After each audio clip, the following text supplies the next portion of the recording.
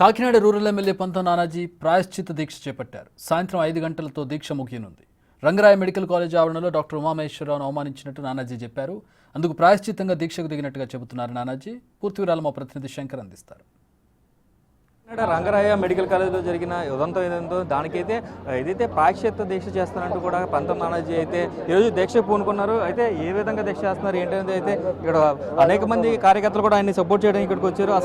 అసలు ఏం జరిగింది, ఘటన ఏం జరిగింది, అసలు అంత క్షణిక అవకాశానికి ఆయన గురవడానికి కారణం ఏంటనేది కూడా తెలుసుకునే ప్రయత్నం చేద్దాం. అయితే ప్రస్తుతం అయితే పంతం నానాజీ మనతో ఉన్నారు, ఆయనతో మాట్లాడే ప్రయత్నం చేద్దాం. సార్ చెప్పండి, అసలు కాలేజ్ ప్రాంగణంలో అసలు ముందు ఏం జరిగింది అనేది ఎవరికీ తెలియట్లేదు. ముందు అసలు ఏం జరిగింది సార్? మీరు వెళ్ళడానికి ముందు ఏం జరిగింది అసలు? అంటే సార్, ఆ గ్రౌండ్లో అనేక రకాల గేమ్స్ ఆడుతూ ఉంటారు. 20 సంవత్సరాలుగా అందరూ ఆడతారు. ఈ మధ్య కొంచెం ఏదో డిసిప్లిన్ ఏదో మిస్ అయినట్టుంది. కొంచెం ఏదో పగిలిపోయిన బీర్ సీసాలు అట్లాగే మార్గద్రవ్యాలు ఉన్నాయని కొంతమంది ఏదో చెప్తూ ఉన్నారు. దాని గురించి వైస్ ప్రిన్సిపల్ గారు అది ఇబ్బంది పెడతా ఉన్నారు. ఇబ్బంది పెడతా మొత్తం గ్రౌండ్ క్లోజ్ చేయించి మళ్ళీ ఆఖరి వరకు వచ్చి ఈ రోజులో నిజమైన ప్లేయర్స్ ఎవరు ఉన్నారో వాళ్ళకే కార్డులు ఇచ్చి ఏదో చేద్దామని ఒక ఆలోచన ఏదో ఉంది. అది వీళ్ళు ఎప్పుడైతే ఆడొద్దన్నారో నాకు ఫోన్ చేశారు. నాకు ఫోన్ చేస్తే నేను వైస్ ప్రిన్సిపల్ గారిని అడిగాను. వైస్ ప్రిన్సిపల్ గారు అడిగితే వద్దన్నారు.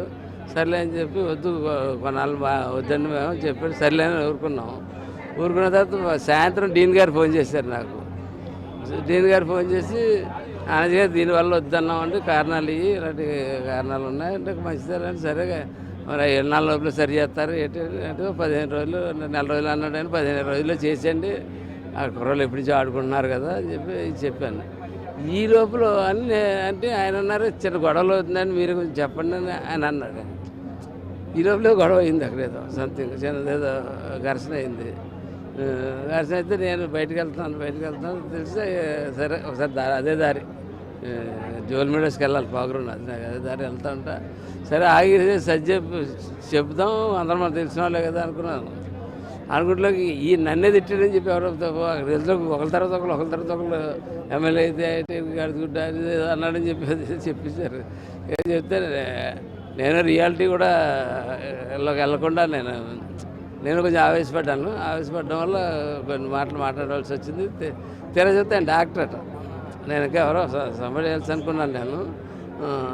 తీరా చెప్తే ఆయన అది కూడా నాకు తెలిసిన డాక్టర్. చీకటి అది తెలియదు. అంటే నేను రియలైజ్ అయ్యి వెళ్ళి ప్రిన్సిపాల్కి ఫోన్ చేసి ఆయనకి వస్తున్నానని చెప్పి సారీ చెప్తాను నేను అంటే అక్కర్లేదులేండి మేము వస్తానన్నారు కాదు నేనే వస్తానని చెప్పి నేనే వెళ్ళి అక్కడ సారీ చెప్పి ఈ లోపల చాలామంది స్టూడెంట్స్ అవి పోగారు చాలామంది బయటికి. బహిరంగంగానే బయట చెప్పమంటే చెప్పేస్తే పోద్దు కదా అన్నారు. సో నాకేం అభ్యంతరం లేదు. పొరపాటు చేసినప్పుడు ఆ ఇంటెన్సిటీ లేనప్పుడు పొరపాటు చేసినప్పుడు నా పొరపాటు నేను ఒప్పుకున్నప్పుడు ఎక్కడైనా ఒప్పుకుంటాను. ఇవాళ మీటింగ్ పెట్టి డయాస్ పెట్టి ఒప్పుకుంటున్నాను. కాబట్టి అది జరిగిన అంశం అయితే అది దాన్ని వెంటనే రిలీజ్ అయ్యి వారందరూ జనసేన కార్యకర్తలైనా అంటే మీరు అంతగా నమ్మడానికి అంటే మిమ్మల్ని తిట్టారంటే కూడా వాళ్ళు నమ్మడానికి మీరు అంత ఆవేశానికి లోనవడానికి కారణాలు ఏంటి అనేది నేను ప్రధానంగా అడుగుతుంటాను. జనసేన కార్యకర్తలని కాదండి, ఆ గ్రౌండ్లో ఎప్పటి నుంచో అన్ని పార్టీలు ప్లేయర్స్ అలా ఎప్పటి నుంచో 15 ఏళ్ళ నుంచి రకరకాలుగా ఆడుతూ ఉన్నారు. అందరూ చాలామంది ప్లేయర్స్ చాలా రకాల ఆటలు ఆడుకుంటుంటారు. షటిల్ ఆడుకుంటుంటారు, వాలీబాల్ ఆడుకుంటారు, క్రికెట్ ఆడుకుంటుంటారు. అలా అందరితో నాకు మంచి సంబంధాలు ఉన్నాయి ఎప్పటి నుంచో అక్కడ తిరగడం వల్ల దానివల్ల. అందుకని ఒక 2 మాటలు ఎలా ఉన్నాడు నన్ను అన్నాడు ఆడేవాడు నాకు సంబంధం లేని విషయం, నాకు సంబంధం లేని విషయం కదా అది. నన్ను అనవసరంగా తిట్టడం ఏంటంటే నేను ఇదయ్యానంటే తర్వాత రియలైజ్ అయ్యాను. గంటలో నేను వెళ్ళాను. గంటలో నేను నేనే వెళ్ళాను కదా, నేనే క్షమాపణ చెప్పాను. బహిరంగ చెప్పాను. నేను మా వారోత్సవాల్లో 100 రోజుల వారోత్సవాల్లో కూడా చెప్పాను.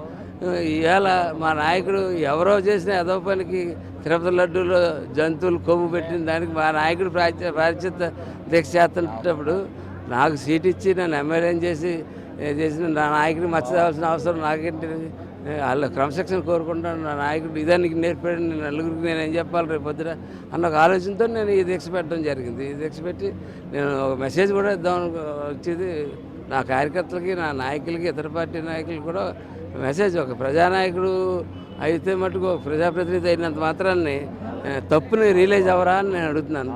ఆ తప్పుని రియలైజ్ అయ్యాను. నేను చెప్పాను. గతంలో మీరు ఎప్పుడన్నా రిలీజ్ అయ్యారా? ఈవేళ వెనకాలండి పొడిచి కులవనో లేకపోతే వృత్తనో పొడుస్తూ ఉన్నారు వాళ్ళని.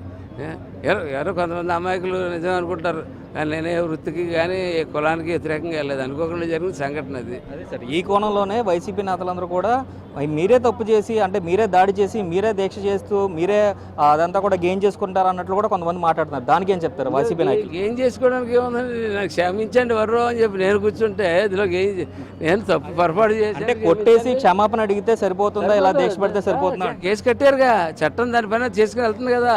చట్టం పని చేసుకెళ్తుంది. కొట్టడం జరగలేదే, మాట తూలేవు అంతే. మీరు కాదు సార్, అంటే మీ వెనకున్న వారు ఎవరైతే ఉన్నారో కుర్రవాళ్ళు వారు చేసుకున్న వీడియోలు కూడా చూసాం.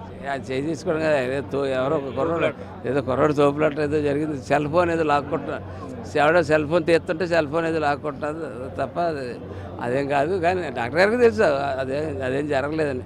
నేను మీకు విషయం తెలుసా, నేను పొద్దున దేశ దగ్గర కూర్చుని ముందు డాక్టర్ గారి ఇంటికి వెళ్ళి వచ్చాను. ఇవాళ పొద్దున ఉమామహేశ్వర గారి దగ్గర, ఉమామహేశ్వర ఇంటికి పొద్దున 7 గంటలకు వెళ్ళి భార్య భర్తలు ఇద్దరికి చెప్పి వచ్చాను. నేను అమ్మ నేను ఎలా కూర్చుంటున్నాను, మిమ్మల్ని కేసు తీసేయమనో ఇంకోటి నా మనసుకే నచ్చలేదు నేను చేసిన పని, కాబట్టి నేను దీక్ష చేస్తున్నాను, అది మీకు చెప్పి వెళ్దాం అని వచ్చానని చెప్పి వచ్చాను. నేను మరొకసారి క్షమాపణ కోరి దీక్షలో కూర్చున్నాను. దీక్షలో కూర్చున్నాను. ఎందుకంటే నేను ఇష్యూని దీన్ని లా అండ్ ఆర్డర్ ఇష్యూ చేసేసి దీన్ని రాష్ట్రానికి చెడ్డ పేరు తెద్దామని కొనలో ఆలోచనలు అన్నీ అలాగే ఉన్నాయి. ఆలోచనలు ఏ పెట్టుబడులు రాకుండా చేసేయాలని, దానికి తగ్గట్టుగా మా నాయకులిద్దరు చాలా జాగ్రత్తలు తీసుకుంటా అసలు లోపల పారేసి కుమ్మే వచ్చిన వాళ్ళు ఉన్నారు కాకినాడలోనే, మహానుభావుడు మీ అందరికీ తెలిసినట్టు. వాళ్ళని కూడా క్షేపించి అలా ఆగుతున్నారు. ఇలా సిచ్యువేషన్లు అయ్యే ఎందుకు ఇవాళ ₹4 లేవు, ఇబ్బందులు ఉంది ప్రభుత్వం, పెట్టుబడులు వచ్చేవాడు ఈ గొడవల్లో ఉన్నాయంటే రారని. అందుకని నేను ఇమీడియట్గా నేను రియలైజ్ అయ్యేందుకు నేను తప్పు చేశాను. తప్పు చేసినప్పుడు తప్పు అంటే పొరపాటు పడింది, రాష్ట్రానికి ఎటువంటి హాని జరగకూడదని చెప్పి దీక్ష చేసి బహిరంగ క్షమాపణ కోరుకున్నారు. అలాగే దీక్ష కూడా చెప్పండి. వృత్తుల మధ్యలో జరగకూడదు, ఎవరి మధ్యలో జరగకూడదు, రేపొద్దున మా వాళ్ళు కూడా అలా చేయకూడదు. ఇది చూసి నానాజీ ఇలా చేయబట్టి ఇలా అయింది నానాజీ పరిస్థితి అనేది ప్రతి ఒక్కరు తెలుసుకోవాలి, ప్రతి ఒక్కరు తెలుసుకోవాలని చెప్పి నేను చేస్తాను.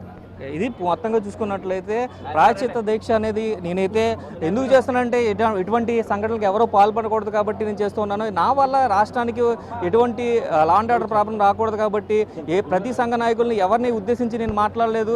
ప్రతి ఒక్కరికి క్షమాపణ చెప్పాను, బహిరంగ క్షమాపణ చెప్పాను. ఈరోజు ఉదయం ప్రాయశ్చిత్త దీక్ష కూర్చునేటప్పుడు కూడా నేను వచ్చి ఎవరైతే డాక్టర్ ఉమామహేశ్వరరావు ఉన్నారో ఆయన దగ్గరికి వెళ్ళి వారి భార్య భర్తలు ఇద్దరికి కూడా మరొకసారి క్షమాపణ తెలిపి వచ్చి దీక్ష కూర్చున్నాను. భారీ ఎత్తులో కూడా ఇక్కడ జనసేన కార్యకర్తలందరూ వచ్చి ఈయన దీక్షకి అయితే మద్దతు పలుకుతున్న పరిస్థితి కనిపిస్తోంది. ఇది పూర్తిగా చూసుకున్నట్లయితే నానాజీ తలపెట్టిన దీక్ష యొక్క అప్డేట్స్. కెమెరామెన్ రవితో శంకర్, బిగ్ టీవీ, కాకినాడ నుంచి.